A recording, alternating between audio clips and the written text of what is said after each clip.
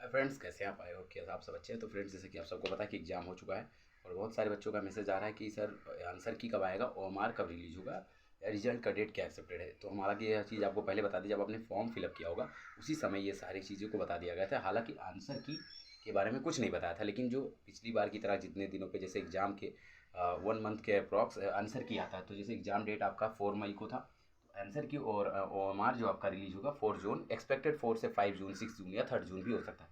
इस तरीके से रिजल्ट डेट आपका 14 जून दिया हुआ था, तो 14 से 15 या 14 को ही होगा कंफर्म है, क्योंकि इस चीज़ मतलब जो इन्होंने पहले डेट डिसाइड कर दिया था जिस दिन फॉर्म आउट हुआ उसी एप्लीकेशन फॉर्म में है मेंशन है। और काउंसलिंग एक्सेप्टेड आपका 20 से 25 जून जाएगा, क्योंकि एग्जाम के 10 से 5 दिन बाद जब रिजल्ट आता है उसके 10 से 5 दिन बाद आपका काउंसलिंग स्टार्ट हो जाता है। तो एक इंपॉर्टेंट अपडेट था जो कि बहुत बच्चे को इस चीज़ को लेकर मन में प्रश्न उठ रहे थे कब से कब क्या होगा। तो ये छोटा सा अपडेट आपके लिए था।